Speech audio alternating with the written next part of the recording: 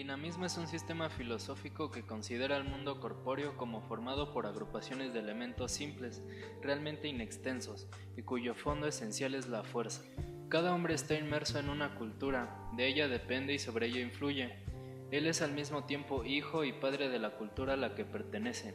En cada expresión de su vida, lleva consigo algo que lo diferencia del resto de la creación, su constante apertura al misterio y su inagotable deseo de conocer. En consecuencia, toda cultura lleva impresa y deja entrever la tensión hacia una plenitud. Se puede decir, pues, que la cultura tiene en sí misma la posibilidad de acoger la revelación divina. Émile Durkheim, sociólogo y antropólogo francés, en 1879 ingresó en la Escuela Normal Superior de París y se licenció en filosofía en 1882. Terminados sus estudios en la Normal, se dedicó plenamente a la sociología. Durante el curso 1885-1886 se trasladó a Alemania, desde donde envió a revistas francesas artículos sobre filosofía y ciencias positivas, colaboraciones gracias a las cuales fue nombrado profesor encargado de la asignatura de Ciencia Social y Pedagogía de la Universidad de Burdeos. En 1896 se le otorgó la cátedra y fundó la revista Liane Sociologique.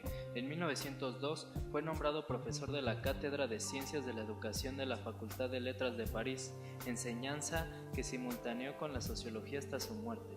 La primera obra importante de Durkheim es su tesis doctoral de la División du Travail Social. En 1895 publicó su segunda obra fundamental, Les Règles de la Méthode Sociologique, que constituye un verdadero brevario de la sociología. A partir de la segunda mitad del siglo XVII, las guerras y la administración cada vez más compleja condujeron a las diferentes monarquías a prestar especial interés a la cartografía. Así, en 1666 se crea la Academia de Ciencias de París, que se encargará de impulsar el conocimiento científico en Francia. La dinastía de los Cassini, astrónomos y cartógrafos, todos ellos llevaron a cabo el mejor proyecto de mapa topográfico de un país a lo largo del siglo XVIII. Georg Wilhelm, considerado por la historia clásica de la filosofía como el representante de la cumbre del movimiento decimonónico alemán del idealismo filosófico y como un revolucionario de la dialéctica. Es célebre como un filósofo muy oscuro, pero muy original, trascendente para la historia de la filosofía y que sorprende a cada nueva generación. Adornó la teoría de la deconstrucción de Jacques Derrida, entre otros, desde sus principios hasta nuestros días. Sus escritos siguen teniendo gran repercusión, en parte debido a las múltiples interpretaciones posibles que tienen sus textos. Sus obras tienen fama de difíciles por la amplitud de los temas que pretenden abarcar. Hegel introdujo un sistema para entender la historia de la filosofía y el mundo mismo, llamado a menudo dialéctica. En las explicaciones contemporáneas del hegelianismo, para las clases preuniversitarias, por ejemplo, la dialéctica de Hegel a menudo parece fragmentada por comodidad en tres momentos llamados tesis, antítesis y síntesis. La evolución multilineal o el ecologismo cultural. El máximo exponente es Julian Stewart. Para Stewart hay varios factores que determinan cambios. Es la evolución multilineal en oposición a la evolución lineal que hablaba de una sola vía de evolución. Stewart insiste que en el medio ambiente es un factor importante en el cambio cultural, de las formas concretas en que el hombre produce en cada sociedad, de las condiciones materiales de su existencia. El ecologismo cultural considera al hombre como un organismo que funciona dentro de su medio físico, y el papel de la cultura es obrar como catalizador, como medio de adaptador al medio físico. El estructuralismo. El estructuralismo, desde sus inicios en el campo de la lingüística y la antropología, suponen a mi modo de ver una de las más acertadas influencias en lo que al método arqueológico interpretativo se refiere. La arqueología se nutre de los más ricos conceptos filosóficos y epistemológicos para llegar a niveles que hasta entonces habían sido considerados como inalcanzables.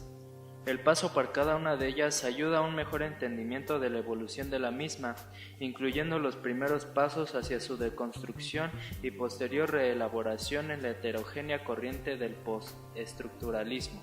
El estructuralismo nace en los 50 como una corriente teórica transformadora de los estudios que hasta entonces copaban todos los ámbitos de las ciencias humanas. Su objeto, a pesar de todo, no era romper con todo lo anterior, sino abrir una nueva perspectiva intelectual en el modo de entender y analizar la cultura. Como veremos, el estructuralismo parte de bases positivistas que le obligan a llevar a cabo análisis y objetivos científicos de los procesos para encontrar las estructuras profundas del pensamiento. Filósofos como Ludwig Wittgenstein, dedicados sobre todo a descifrar la estructura lógica que subyace bajo el lenguaje, resalta la importancia de la palabra por la relación que guarda con la realidad. La lingüística es foco de atracción para los estudios acerca de las formas de comunicación humana, de ahí su aplicación en el terreno de la antropología. Levi Strauss es considerado como el padre del estructuralismo. Sus estudios a lo largo de las décadas de los 50 y 60 se basan en la aplicación de la lingüística estructural de Saussure a la antropología. Levi Strauss queda muy influenciado por los estudios lingüísticos y su repercusión filosófica, de ahí que el estructuralismo nazca de un conjunto de ideas que previamente estaban aplicadas a la lingüística. Radcliffe Brown fue un antropólogo social británico a quien se debe el desarrollo del funcionalismo estructuralista, una de las corrientes más importantes de la antropología. Construyó una batería de conceptos rigurosos para dar un método científico a la etnografía, aunque generalmente lo rechazaba. Brown estaba asociado con la sociología estructuralista, influenciado profundamente por el trabajo de Emil Durkheim.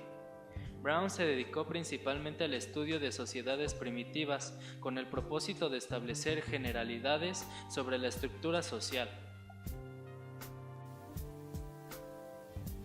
El marxismo es el conjunto de movimientos políticos y filosóficos derivados de la obra de Karl Marx, filósofo y periodista revolucionario alemán de origen judío, quien contribuyó en campos como la sociología, la economía, el derecho y la historia, y de su amigo Friedrich Engels, quien le ayudó en muchas de sus teorías. Engels acuñó el término socialismo científico para diferenciar el marxismo de las corrientes socialistas anteriores englobadas por el bajo socialismo utópico. También se emplea el término socialismo marxista para referirse a las ideas y propuestas específicas del marxismo dentro del marco del socialismo. El objetivo que propone el marxismo es lograr una sociedad sin clases sociales, donde todos sean felices compartiendo todos sus bienes, sin que exista propiedad privada y propiedad personal, para que de este modo la sociedad sea justa e igualitaria para todos los seres humanos del mundo. El pensamiento marxista, nutriéndose de toda la obra de creación humana que le antecedió, situó al hombre no solo como centro de sus preocupaciones filosóficas, sino que propone las vías para lograr una verdadera existencia humana, y en ese sentido proyecta la formación de un hombre nuevo, un individuo superior, plenamente emancipado y desarrollado multifacéticamente en todos sus aspectos, es decir, perfeccionado espiritual, moral, físico y estéticamente.